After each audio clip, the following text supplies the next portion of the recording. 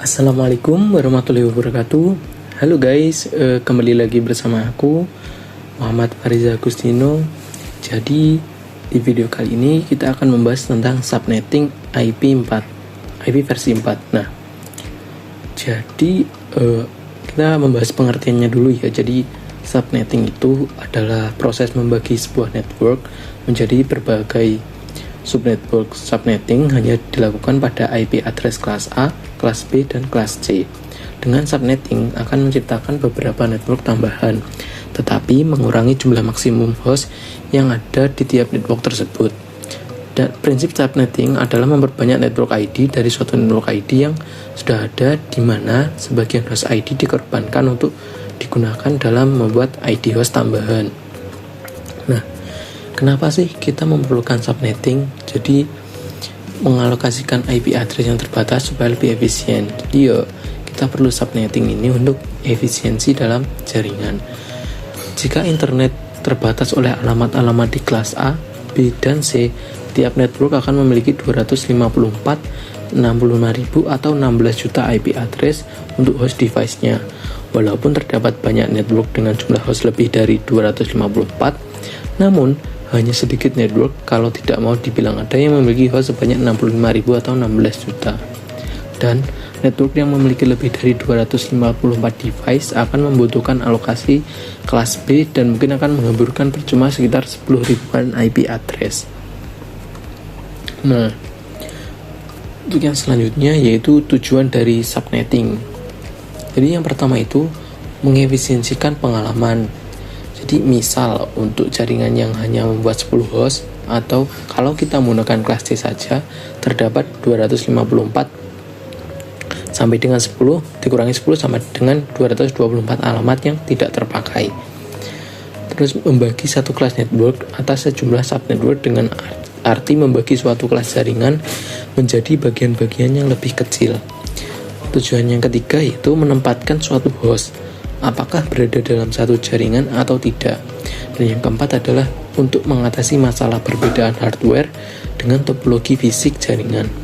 Dan yang terakhir yaitu meningkatkan security dan mengurangi terjadinya konseti atau penimbunan akibat terlalu banyaknya host dalam satu network. Nah, itu tadi tujuan dari subnetting. Lalu yang selanjutnya adalah perhitungan dari subnet, yaitu penghitungan subnetting bisa dilakukan dengan dua cara, dengan cara binary yang relatif lambat dan cara khusus menggunakan table yang lebih cepat.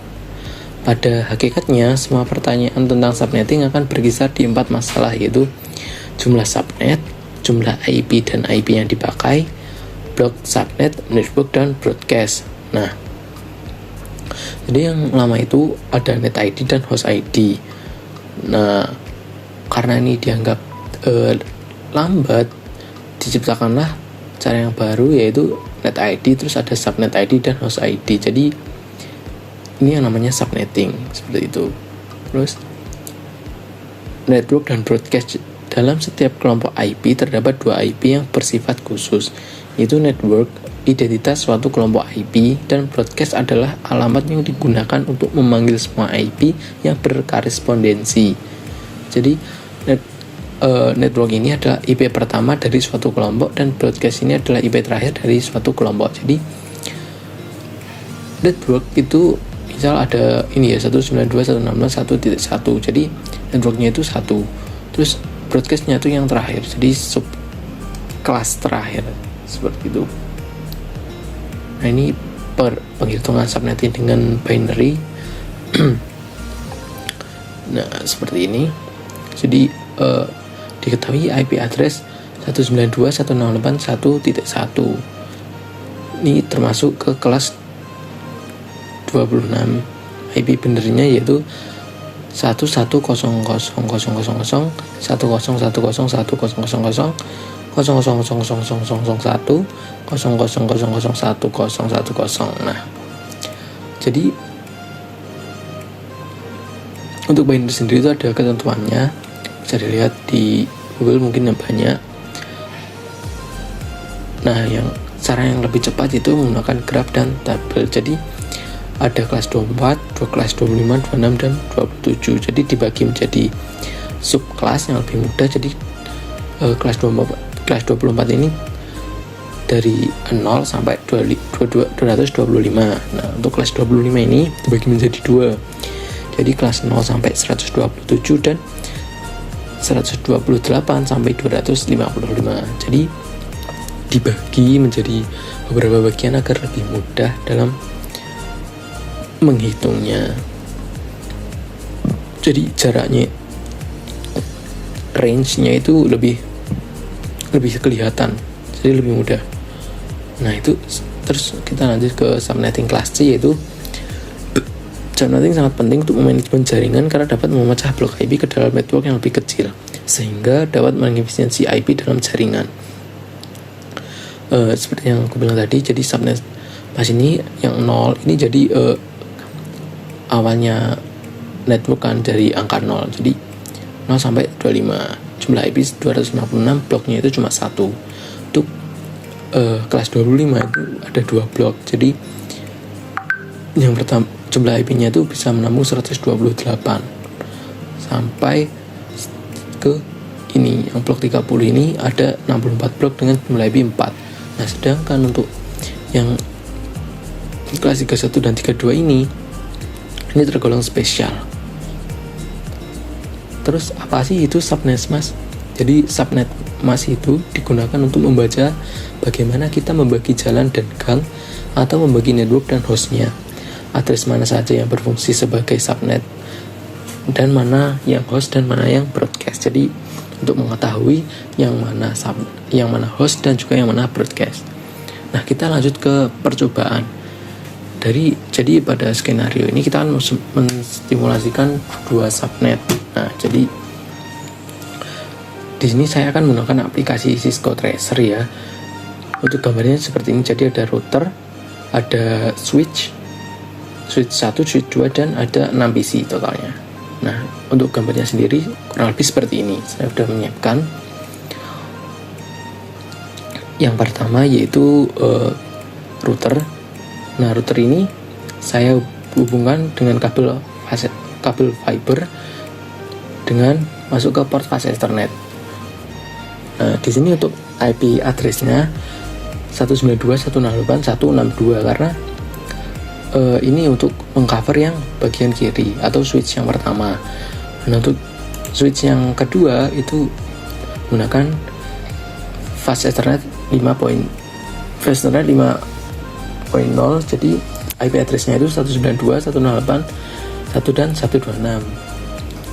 Jadi terus lanjut ke PC. Jadi setiap PC ini dilengkapi oleh IP configuration yang masing-masing. Nah, untuk PC pertama IP address-nya itu 192.168.1.1 dengan subnet mask 125.255.255.192 dengan dan default gateway-nya yaitu 192.168.1 dan 162. Jadi sama seperti yang di atas router tadi, gateway-nya disamakan. Terus untuk PC 2 juga sama, IP-nya yaitu 192.168.1.2. Subnet mask-nya sama dan gateway-nya sama. Nah, untuk PC 3 ini IP address-nya yaitu 192.168.1.3 dengan subnet mask yang sama, namun gateway-nya kita kosongin, nggak usah diisi. Nah, beralih ke PC keempat. Untuk IP-nya yaitu 192.168.1.65. Karena apa? Karena yang 64 itu sudah milik dari switch pertama. Jadi switch kedua ini dimulai dari 65 dengan default gateway-nya yaitu 126. Seperti itu. Terus untuk PC 5 sama. PC 5 itu sama. Untuk IP-nya 192.168.1.66, subnet mask 255.255.255.192. Default gateway-nya dikosongin. PC 6 juga sama, IP-nya dibedakan 192.168.1.67, subnet mask-nya sama dan gateway-nya kita kosongin. Nah, langkah selanjutnya adalah kita pilih menu simulation ya. Terus kita jadi untuk soalnya sendiri itu seperti ini. Jadi yang pertama itu, setelah kita selesai men-setting IP, pindahkan ke mode simulasi lalu buat skenario seperti berikut. Jadi mengirimkan paket simple PDU dari PC1 ke PC3. Nah, jadi yang pertama itu kita mengirimkan dari PC1 ke PC3. Jadi kita ambil dulu ini pesannya dari PC1 ke PC3. Jadi masih dalam satu jaringan. Jangan lupa untuk filternya kita pastikan ICMP. Apabila sudah, kita pencet. Nah, jadi dari PC1 mengirimkan pesan atau email ke switch. Nah, terus dari switch, pesan tersebut terbroadcast ke dalam PC3. Nah, jadi ada ke router dan juga PC2 ini terdapat tanda silang, artinya pesan tidak terkirim ke kedua jaringan tersebut. Nah, seperti itu. Terus yang selanjutnya kita play dari PC3, dia kembali mengirimkan pesannya ke switch. Nah, dari switch pesan tersebut dikembalikan ke PC1. Jadi antara PC1 dan PC3 ini terdapat komunikasi dua arah. Meskipun PC3 ini tidak memiliki gateway. Nah, mengapa demikian? Karena ini kan masih dalam satu switch ya, tidak menyeberang ke switch yang lain, jadi tidak memerlukan gateway untuk bertukar, untuk saling berkomunikasi seperti itu. Nah, kita delete sudah. Untuk lanjut soal kedua, yaitu mengirimkan paket simple PDU dari PC1 ke PC4. Nah, ambil lagi soalnya dan kita kirim ke PC4. Nah, jadi lalu kita simulasikan. Jadi PC1 suratnya lanjut ke switch. Nah, dari switch ini diteruskan ke router, yaitu routernya itu sebagai gateway atau jembatan dari kedua switch ini. Lalu dari router menuju ke switch 2, dan dari switch 2 broadcast tuh. Nah, namun yang di PC5 dan PC6 tidak bisa membalas karena bukan tujuannya ya. Tujuannya itu PC4. Nah, jadi seperti itu. Nah, dari PC4 sendiri sudah dikirim kembali ke switch. Dari switch kembali lagi ke router itu sebagai gateway. Nah, sebagai jembatan dari router kembali ke switch. Nah, dari switch kembali ke PC1. Jadi antara PC1 dan PC4 itu menjalin komunikasi dua arah. Dengan catatan PC1 dan PC4 ini sama-sama memiliki gateway. Nah, misal ada yang tidak memiliki gateway gimana? Nah, kita hapus dulu. Misal ada yang tidak memiliki gateway, jadi itu seperti ke soal ketiga, yaitu kirimkan paket simple PDU dari PC2 ke PC5. Nah, seperti yang aku bilang tadi, dari PC2 dengan gateway 62 dikirim ke PC kelima yang tanpa memiliki gateway. Jadi apa yang terjadi? Nah, kita lihat dari PC2 pesan diteruskan ke switch. Dari switch masuk ke router yang sebagai gateway. Nah, dari router diteruskan ke switch kedua. Nah, terus diteruskan ke PC kelima. Namun di PC5 ini tidak ada balasan. Karena apa? Karena PC5 tidak bisa mengirim pesan kembali ke PC2 karena PC5 ini tidak memiliki gateway seperti itu, dan programnya sudah berakhir. Nah, terus kita lanjut ke soal yang keempat. Kirimkan paket simple PDU dari PC3 ke PC6. Nah, ini dari PC3 dan ke PC6. Nah, ini sama-sama tidak ada gateway-nya. Jadi apa yang terjadi? Failed ya. Di sini ada keterangan failed, gagal. Karena apa? Dia tidak memiliki gateway, jadi tidak ada yang bisa mengirimkan pesan antar bagian. Jadi dari switch ini sudah apa? Terhenti dan tidak bisa lanjut ke router seperti itu. Nah, kurang lebih seperti itu. Terus kita lanjut, yaitu setelah membuat simulasi pada poin 2, kembalikan kode ke real time, lalu coba lakukan tracing sebagai berikut.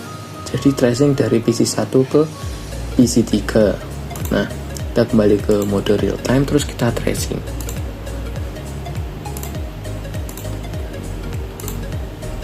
Kita tracing.